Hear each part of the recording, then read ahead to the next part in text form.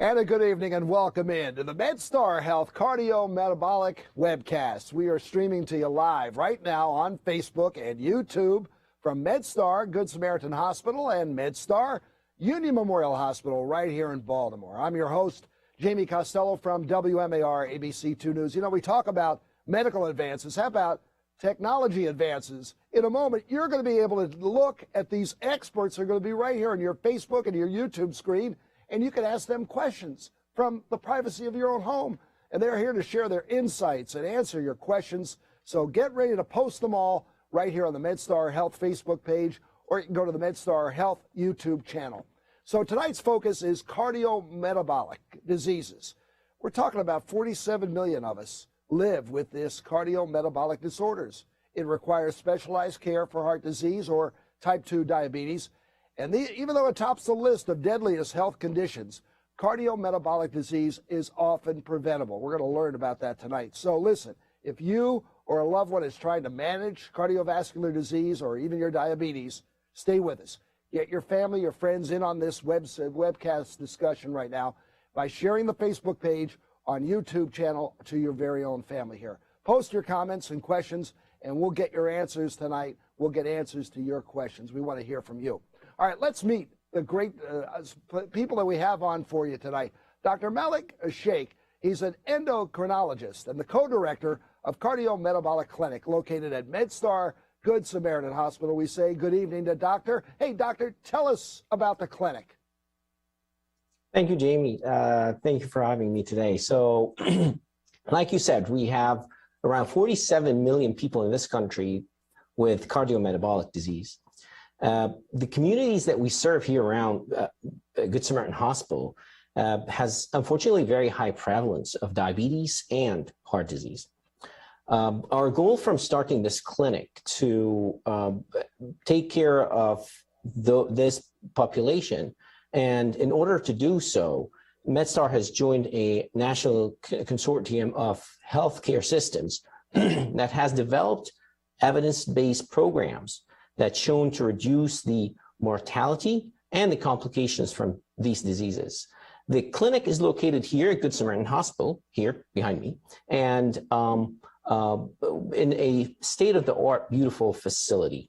It was very important for us when we built that clinic that our patients will have the chance to have one-stop shop to see their heart specialist, the cardiologist, the endocrinologist, who's the diabetes specialist, and a dietitian at once when they come here. We'll be working with our patients, and also we're trying to work with their families to increase their understanding of the diseases, this constellation of medical conditions that come together. We'll help them to understand the treatments. We guide them through it. And also, we will have a very unique part of the clinic that's focusing on the food insecurities that Angela later on will be telling us about. So we will be trying to get those people who are unfortunate enough to be able to have food insecurity to refer them to what we call food pharmacy. We can provide them healthy food at no cost. The staff here is dedicated to ensuring that our patients would get the best care to deal with these tough disease states. Well, we got a great leader to lead them the way. Doctor, tell us about what's the most important thing we need to know about metabolic disease. So I totally understand cardiometabolic diseases is really a mouthful. However, all what it means, we try to simplify it to our patients as much as we can. All it means is that anything that can affect the heart, we'll be dealing with it in the clinic, whether it is metabolic, whether it's hormonal, whether it's lifestyle related, all of this will be dealt with. Now, there's, of course, a long list of diseases that can affect the heart, whether it's diabetes, the prediabetes, blood pressure, high cholesterol, smoking, sedentary lifestyle, obesity. The core of what we will be dealing with is the diabetes. And the reason is how harmful diabetes is to the heart. Now, unfortunately also that diabetes does not really come along alone. This evil disease comes with other two supervillains That mostly is the blood pressure and also the cholesterol. And it can be very overwhelming to our patients to deal with all of this. And honestly, it's also very difficult for one provider like me to handle all these issues on my own.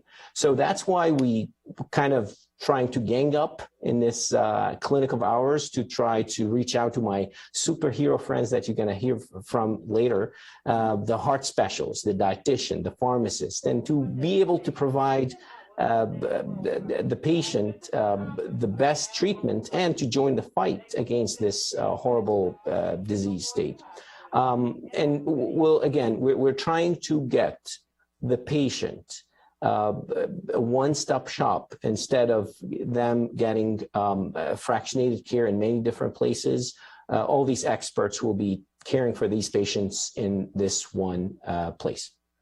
Hey, doctor, I know a lot of people are just jumping on Facebook and YouTube right now, but can you explain again the link between diabetes and heart disease?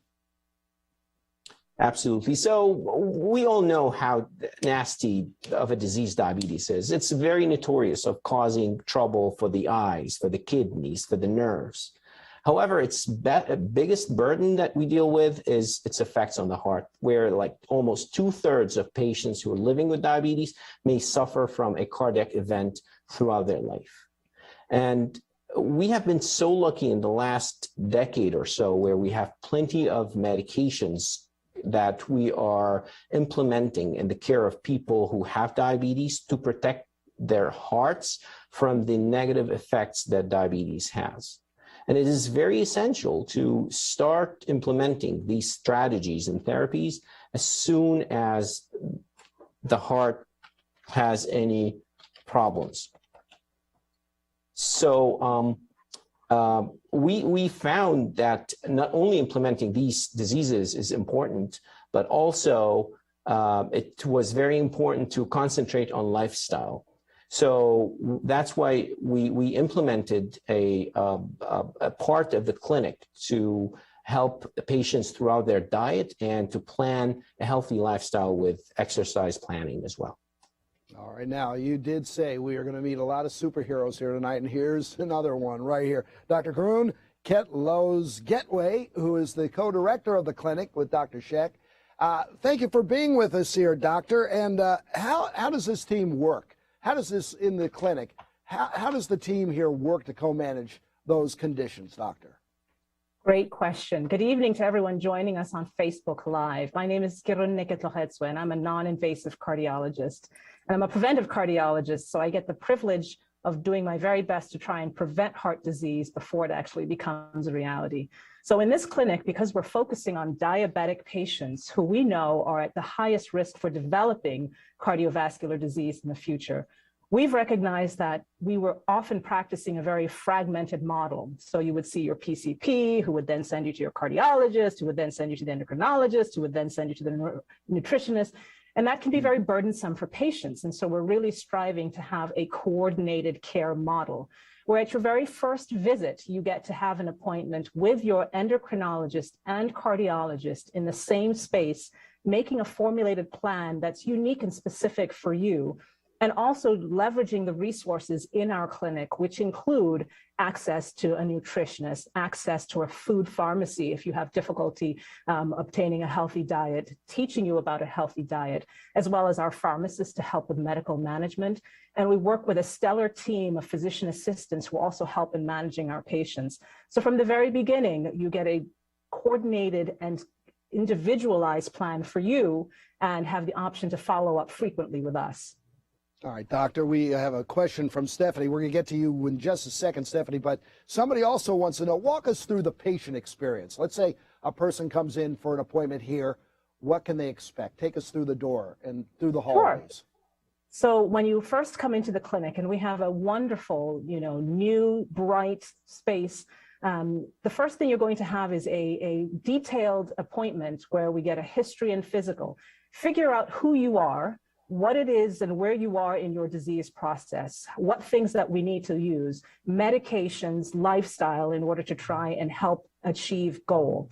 And so Dr. Cheikh and I will meet you at that first visit, and you will get an appointment with both of us. And we work in conjunction with our wonderful physician assistants who you're also going to meet, who are part of the care team, and will see you when you come back for your future visits. While you're here, you'll get the chance to meet Angela Roberson. She's our nutritionist, to go over diet plans, to go over dietary education, as well as meeting with pharmacists who can help you manage medications, pill burden, and see if there's anything that we can do to help. The goal is to meet, targeted metrics. In other words, try and get blood pressure under control, cholesterol under control, your diabetes and your hemoglobin A1C under control, a weight to a healthier limit, incorporate diet and exercise and nutrition. And we do that through frequent visits in one setting, as opposed to having to go to many places. All right, doctors, here we go. I want you to buzz in when you can answer this question from Stephanie. She says, my heart short circuits about 85 to 93 per event, and I've just been diagnosed with steroid-induced diabetes. I'm already seeing a MedStar cardio doctor and would like to know how to get started. All right, help her out. We have a simple process within MedStar. So if you're seeing a MedStar doctor already, it's very easy for them to refer you to our clinic. And hopefully you will also have a graphic, Jamie, where you can show information to call the clinic in order to get an appointment. But we work together with your existing cardiologist, if you have one, with your existing endocrinologist. This is more an intensive focus to get people to target and to goal. What we found is that even when people are seeing, a specialist individually, that people get to goal and achieve target much better when they have this coordinated model of care. All right, when is the right time to come here? And why not just go to your primary care? It's a specialized treatment, I guess, right?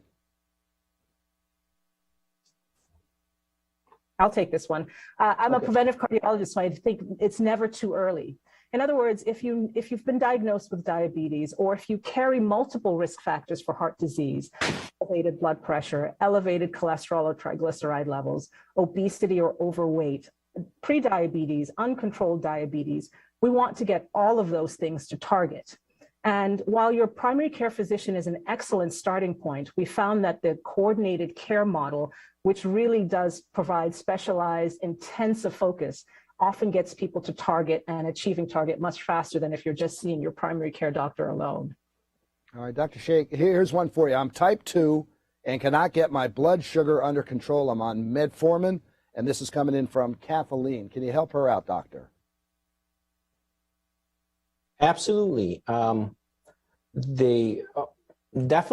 metformin is a great medication. However, diabetes is a progressive, chronic, nasty disease that oftentimes metformin would work in the first couple of years, but eventually, if there is no implementation of a good lifestyle, diabetes can get out of control. So my biggest advice to most of my patients is make sure that you're exercising, you're trying to eat as healthy as possible, see a dietitian, and also try to reduce the weight. And by doing that, I bet that the sugars are going to be under control and diabetes would not be a problem.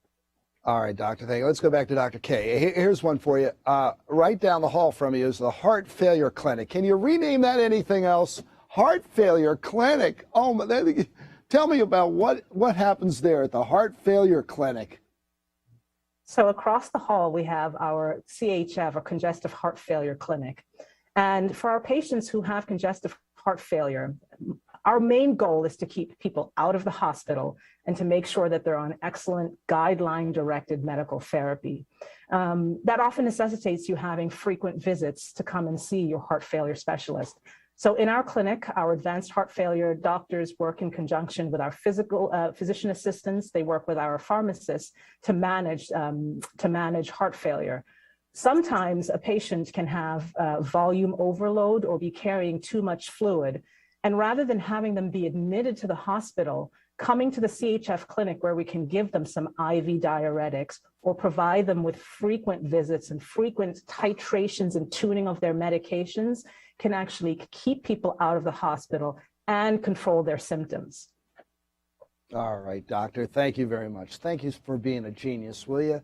Which brings us now to Patrick. Patrick Correlli is a physician's assistant in the heart failure clinic at MedStar Good Samaritan. Patrick, welcome in. And what happens when patients come to see you? So patients that tend to come to the congestive heart failure clinic are people that tended to have cardiovascular disease that's hitting the more advanced stages. Maybe they were undiagnosed early, or maybe they were undertreated early. But whatever the case, they've come to a point where the function of their heart is not what it used to be. These patients get short of breath. These patients are easily fatigued. They have chest pain. They retain fluid. They have difficulty sleeping. There's a whole gamut of symptoms that come with heart failure. It's very closely connected, too, with the diabetic patients. Often these are hand in hand. Our clinic will give specialized care, a curtailed treatment plan to each patient, whether they need intensive education, whether they need someone to be a coach and to just to support them and to give them frequent examinations just to make sure their volume status or fluid levels are doing okay. That's what we do. We will curtail a plan and see them as often as we need to keep them out of the hospital and keep them on track. Yeah, what are the symptoms, Patrick, about people should be aware if they have a lipid disorder? Is it possible to know without blood work being done? That's a great question. You know, people with mild to moderate lipid problems, we're talking cholesterol and triglycerides being elevated, they typically don't know it at all. This is insidious. This is going on in the background. And unfortunately, when it becomes advanced disease, a lot of patients don't know they even have it until they have a major event, something like a stroke, something like a heart attack. And, you know, hopefully they survive that. And if they do, well, then they come to our clinics and we'll get them on board, even if it's in the late stages of disease. And we'll start the process from the very beginning, making a plan that works for them to get them stronger and healthier and back active. This is a progressive disease. All of these that we're discussing here, they take a lot away from a patient. And we're here not just to get them physically healthy, but we're here to give back to them mentally what they need to thrive in the community and in their families so that they can be out helping other people. We'll even go Patrick, so far as people. I'm sorry, Patrick. We're looking at video right. Describe what we're seeing right here. So this is what would be typical of a patient with advanced cardiovascular disease and heart failure, or who had a heart attack, where the muscle has just gotten so weak that we need to put the patient on a rigorous cardiac rehabilitation program where we basically start to strengthen that muscle and get their activity back to where they can function better. Okay, listen, if we put it off and put it off, if it's not treated, what are the risks? Well, first and foremost, death for advanced disease that's not treated. Then, you know, a step back from that, patients who live in the hospital, they come out of the hospital and they're right back in because their heart is so weak or their blood sugars are so out of control. The burden to the healthcare system, the burden to the families, the cost of medications, the lack of employment because you can't get out there and function. It's a huge expense and it's a huge drain on the patient, the family, the community, and the healthcare system as a whole. And tell us about these home cholesterol kits. Do you recommend them as a way to monitor our cholesterol at home? Well, I'll tell you, I'm a big fan of technology, and I have no problem with somebody using these. You know, the data so far shows that they're actually quite accurate, but there is a caveat. They have to be used properly, and these can't be a substitute for expert medical care. So if you want to use the technology to kind of see where you are, I think it's great, but it doesn't mean you don't have to see your doctor anymore. There you go. Hey, remember to go ahead and submit any questions you may have. Just enter them in the comments on Facebook or YouTube, and we'll get them answered here. Here's one from Linda. Doctors, you can answer. Jump in here. What are some natural solutions to use that may not involve pharmaceuticals? This is coming from Linda. Doctor, just raise your hand and fire away with a question, with an answer for this for Linda. Obviously, the first goal is always to try through lifestyle to manage any disease before we have to use medications, right? And so we always are encouraging patients to exercise regularly. So the American Heart Association recommends 4 to 5 days of moderate exercise, 30 minutes in each setting. A heart-healthy diet, low in saturated fat, low in cholesterol, right? Low in carbohydrates or adulterated carbohydrates that are not adding much nutrient value. maintaining a healthy weight, right? Figuring out what your BMI is. There are calculators that you can go online to see what your weight and height and what BMI threshold you fall into, and trying to get into that healthier level. There are some people who, however, despite what you do, and no matter how hard you work in doing those things, by genetic predisposition, as we age, all of us, our risk for heart disease goes up, that you do need pharmacotherapy to try and help manage high blood pressure, high cholesterol, and diabetes. All right, well, let's talk about our dietitian. Here we go. We go to the Collaborative Care Unit Nutrition Office, and we're going to meet registered dietitian Angela Roberson. Hi, Angela. Tell us about your office.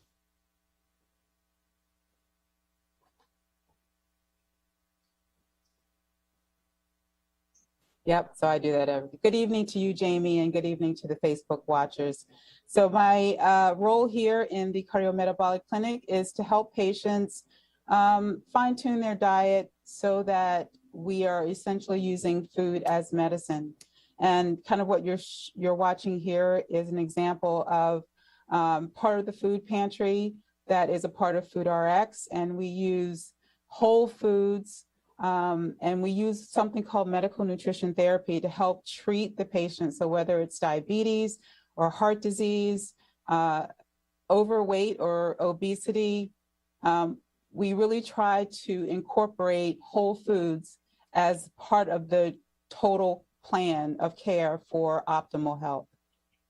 Angela, how long can you make a change in our life? How quickly can you change our eating habits around? And it really is up to the person to do it, right? That's true. First of all, I always take into consideration the patient, the patient as a person, the patient's preferences. Maybe there's cultural food involved. So I try to be sensitive to making sure that I've researched the person's food culturally, whether it's a patient from Nigeria or a person from a Latin American country. I try to make sure that when I have the conversations that I'm not asking them to change their entire diet. What I'm saying is, let's take what it is that you're eating and let's find a healthier version if we can. And if not, let's try to find a substitute that will work for them. But, practicing evidence-based nutrition medicine is following the science. And the science says that incorporating different types of foods like fish, getting that EPA and that DHA, getting more omega-3 fatty acids in the diet, as Dr. K mentioned, increasing your physical activity. But it's something that the patient has to want to do to improve their health, to try to reach that optimal goal of their plan of care. So yeah, they have to want it. Yeah, that's what we're talking about. Lifestyle changes are always going to happen or not enough. What then? Let's bring in Preeti Jain, who's a physician's assistant at CMCA. And tell us first, the metabolic syndrome. There is such a thing.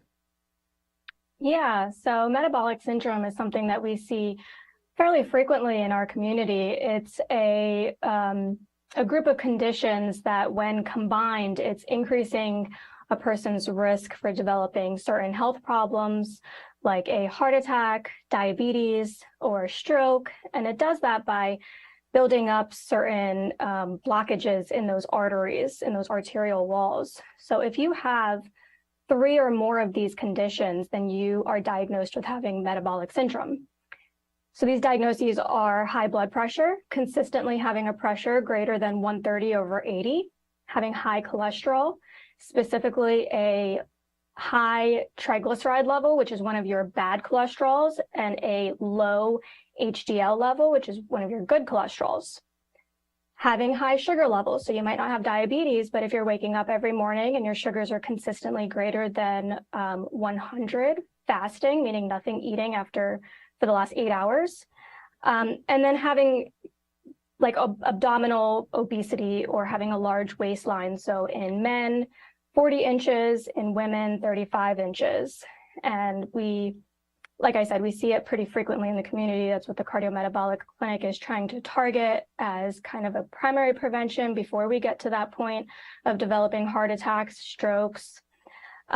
Your primary care physician or your cardiologist, endocrinologist will be screening for these pretty routinely. So we recommend lifestyle changes, aggressive lifestyle changes. Dr. K touched on quite a few of these, but physical activity, 30 minutes or more of exercise every day. A brisk walk would suffice. It doesn't need to be anything crazy. Taking the stairs instead of the elevator would be a good option. Weight loss is important. Yeah. So losing 7% of one's body fat can help prevent diabetes. If it's not achievable through things like diet and exercise, then there are therapies, medication, surgery that you can talk to your doctor about. And then, of course, a healthy diet, which can arguably be one of the most important lifestyle changes. So there's certain diets like the DASH diet and the Mediterranean diet that are low on refined carbs, low on saturated fats, low sodium. All of these things are what we would consider more of a heart-healthy diet. All right. Thank you, Preeti. Hey, listen, doctors have never answered this question. Stephanie wants to know, do most insurance companies cover the cost of going to the clinic? You've never heard that one before. Dr. Cheikh, give us that one. Give us that answer.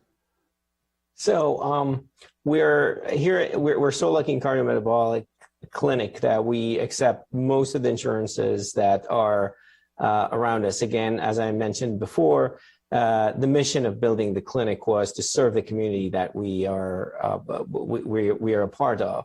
So it's still, we did not really have problem admitting any of the patients to our clinic, and has been really successful in the past. So, and we'll be happy to work with all the patients, no matter what type of insurance they have.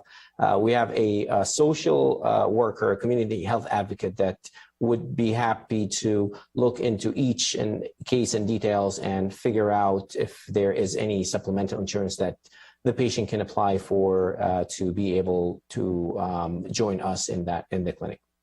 All right, here's one for Dr. K from another K, Kathleen. Where is the clinic located, Dr. K? That's a simple one. That's an easy one. We're located on the second floor at MedStar Good Samaritan Hospital in Northeast Baltimore. We're located in wonderful facilities, brand new spaces you can see behind me in the collaborative care clinic at Good Samaritan Hospital. All right, medication brings us to the pharmacist expert in the collaborative care unit, Jennifer Lee, who joins us right now. Jennifer, tell us about the unit. Hi, everyone. My name is Jennifer. I'm one of the clinical pharmacists working in our clinic. I work alongside with wonderful other healthcare provider, and my responsibility is making sure the medication use is safe and effective. I spend a lot of time doing medication reconciliation, which is making sure the medication list matches with how and patients are taking their medications at home. Because even though it seems to be very simple, it is a very important step because our provider needs to know exactly how patients are taking their medications at home to make medication adjustment and to prevent medication errors at home. In addition to that, I try to work on the medication adherence, making sure patients are taking their medication at the right timing. And also I have access to lab values in the clinic to making sure that patients, all the medication doses are renally or hepatically appropriately adjusted. And if there's any drug interactions, I work with other provider making adjustment as well. And Jennifer, what does it mean when a medication is called insulin resistant? How does that challenge the work that you do? So insulin resistance means that your body kind of tolerates, builds the intolerance to the point that insulin is not working as appropriate. That requires you to start using more and more amount of insulin. However, we have a different new technology that has a better medication that can improve the insulin resistance, which Dr. Cheikh and Dr. K can talk to you more about that, but they're the specialists in our clinic doing that. So we are happy to see our patients who's suffering from insulin resistant, where regular medication is not working for them. All right, keep your questions coming. Make sure you get all your questions answered. Post them right now in the comments on Facebook or YouTube, and we'll get them answered. And again, here's from Tabitha. Doctors, it's open floor now. I was told I am pre-diabetic because my A1C is at 6.4 and it's too high. What should my A1C level be at the normal level?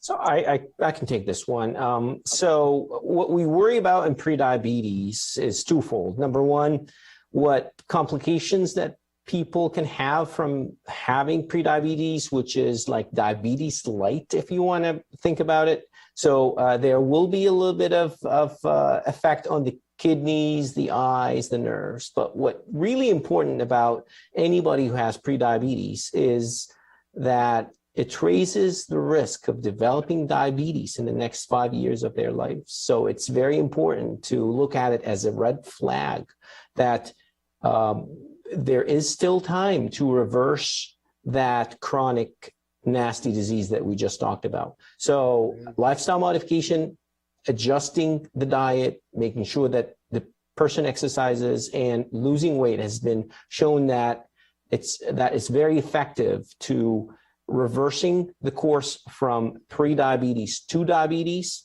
and reversing it back from having the condition of prediabetes to going back to normal glycemic levels.